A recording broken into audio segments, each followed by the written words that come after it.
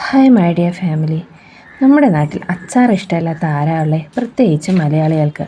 അവർക്ക് എന്ത് കിട്ടിയാലും എന്തിനും ഏതിനും അച്ചാർ അത് മസ്റ്റാണ്. എല്ലാവർക്കും അല്ല, എന്നാലും ഭൂരിപക്ഷവും അല്ലേ. നമുക്കിന്നൊരു സ്പെഷ്യൽ അച്ചാർ ഇട്ടാലോ? എല്ലാവരും വിചാരിക്കുമ്പോൾ എന്തൊക്കെയാണെന്ന് അല്ല കേട്ടോ.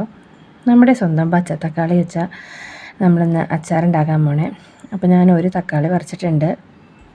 അത് നന്നായിട്ട് അരിയണം. നമ്മുടെ ഈ മാങ്ങയൊക്കെ അരിയും പോലെ ചെറുതായിട്ട് അരിയണം. നന്നായി എത്രത്തോളം കട്ടി കുറയ്ക്കാമോ അത്രത്തോളം കട്ടി കുറച്ച് അരിയണം. കാര്യം പച്ചത്തക്കാളിക്ക് നല്ല കട്ടി കൊടുത്താൽ നമ്മുടെ മാങ്ങയുടെ പുറന്തോട് പോലെ നല്ല കട്ടിയുള്ളതാണ് പച്ചത്തക്കാളി.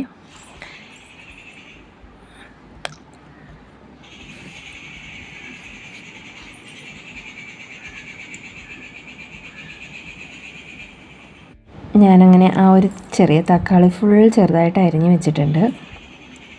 ഇനി സിമ്പിളാണ്. നമ്മൾ അതിലേക്കാണ് കുറച്ച് ഉപ്പിടുന്നത്. ഉപ്പും ഒരു നുള്ള കായപ്പൊടിയും കൂടെ ഞാൻ അതിലിട്ടാണ് വിരവി വയ്ക്കുന്നത്. നന്നായിട്ട് തിരുമ്മി ഉടച്ച് വയ്ക്കുന്നുണ്ട്. എല്ലാവരും എണ്ണയിൽ കായപ്പൊടി ചേർക്കുകയായിരിക്കും പതിവ്. ഇങ്ങനെയാണ് ഇതിൽ വയ്ക്കുന്നത്. എങ്കിൽ ആ തക്കാളിയിൽ കായപ്പൊടിയും ഉപ്പും പെട്ടെന്ന് ഇറങ്ങും കേട്ടോ. മാങ്ങ ഇടുമ്പോൾ ചിലരങ്ങനെ ആയിരിക്കും ചെയ്യുന്നത്. എന്നിട്ടത് ഒരു 15 മിനിറ്റോളം ഞാൻ അടച്ച് വെച്ചിട്ടുണ്ട്. എടുക്കുമ്പോഴത്തേക്കാണ് ചെറുതായിട്ട് ഈർപ്പം ഇറങ്ങിയിട്ടുണ്ടാവും. ഇനി ഗ്യാസ് കത്തിക്കുന്നു. അപ്പം നമ്മുടെ പാത്രം വയ്ക്കുന്നു. നല്ലെണ്ണയാണ് ഞാൻ ഇവിടെ യൂസ് ചെയ്യുന്നത്.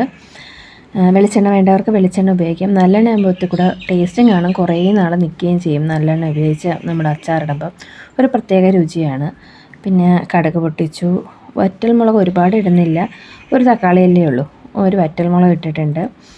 അത് ചെറുതായിരുന്നു മൂത്ത് പൊട്ടി വരുമ്പോഴത്തേക്ക് ഞാൻ കറിവേപ്പിലയും ഇഞ്ചി വെളുത്തുള്ളി എന്നിവ അരിഞ്ഞതും ചേർക്കുന്നുണ്ട്.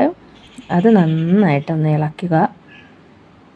അതിനുശേഷം അതിലേക്ക് നമ്മുടെ തക്കാളി ഒരെണ്ണയിലുള്ള അതുണ്ട്, ഒരു നുള്ള് മഞ്ഞൾപ്പൊടി, എരിക്ക് ആവശ്യമായ രീതിയിൽ മുളക് പൊടി ഇട്ട് നന്നായിട്ട് വറുത്തെടുക്കണം. എന്നുവെച്ചാൽ ആ പച്ചമണം പോകുന്നത് വരെ നന്നായിട്ടൊന്ന് ചൂടാക്കുക. പിന്നെ ഈ സമയത്ത് ഞാൻ കുറച്ച് വെള്ളവും കൂടെ ആഡ് ചെയ്യുന്നുണ്ട്. ഞാനിപ്പോൾ വെള്ളമാണ് ചേർത്ത. ഈ സ്ഥാനത്ത് നിങ്ങൾക്ക് വിനാഗിരി ആഡ് ചെയ്യാം. ഞാനിപ്പോൾ തൽക്കാലത്തേക്ക് വിനാഗിരി ചേർക്കുന്നില്ല. കാര്യം ഒരു തക്കാളിയല്ലേ ഉള്ളൂ, എന്തായാലും പാഴി പോവില്ല. വിനാഗിരി ഒഴിച്ചാൽ ഒരുപാട് നാൾ നിൽക്കും കേട്ടോ. ഞാനിങ്ങനെ വെള്ളത്തിലാണ് ഇപ്പോൾ തൽക്കാലം ഇടുന്നത്. അതെല്ലാം തിളച്ചൊന്ന് കറിയൊന്ന് വറ്റി വന്നപ്പോഴത്തേക്ക് തീ ഓഫ് ചെയ്തിട്ടു. ഒരു 2 സെക്കൻഡ് കഴിഞ്ഞിട്ട് ഞാൻ നമ്മുടെ അരിഞ്ഞ് വെച്ച ഉപ്പൊക്കെ പിടിച്ച് പച്ചത്തക്കാളി അതിലോട്ട് ഇട്ടിട്ടുണ്ട്. എന്നിട്ട് നന്നായിട്ടൊന്ന് മിക്സ് ചെയ്തെടുക്കുന്നുണ്ട്. നിങ്ങൾ വിചാരിക്കുക അരപ്പ് കുറവാണെന്ന്. ഇല്ല കേട്ടോ. അത് മിക്സ് ചെയ്ത് വരുമ്പോഴത്തേക്ക് ആ അരപ്പെല്ലാം തക്കാളിയിൽ പൊതിഞ്ഞ് നല്ല രീതിക്ക് ആയിട്ടുണ്ടാവും. കണ്ടോ, നന്നായിട്ട് ഇളക്കി കൊടുക്കണം. എങ്കിൽ ആ ഇളക്കി അപ്പോഴത്തേക്ക് ആ ഈ ചട്ടിയിലെ ചൂടിൽ ആ വെള്ളവും കൂടെ അങ്ങ് വറ്റും. അപ്പോൾ തക്കാളിയിൽ നമ്മൾ അരപ്പൊക്കെ ഒന്ന് പിടിച്ചിട്ടുണ്ട്. നല്ല ടേസ്റ്റാണ് കേട്ടോ. നല്ല ടേസ്റ്റ് എന്ന് വെച്ചാൽ നമ്മുടെ മാങ്ങാച്ചാറൊക്കെ ഇല്ലേ, അതുപോലെ തന്നെ അതിനെക്കാട്ടി കുറച്ചുകൂടി യമ്മിയാണത്. നമുക്ക് പെട്ടെന്നൊരു കറി വയ്ക്കാനായിട്ട് എളുപ്പമാണ്. എല്ലാവരും ഒന്ന് ട്രൈ ചെയ്ത് നോക്കുക. Thank you for watching. ഇഷ്ടമായെങ്കിൽ എല്ലാവരും ഒന്ന് ലൈക്ക് ചെയ്യുക, സബ്സ്ക്രൈബ് ചെയ്യുക കേട്ടോ.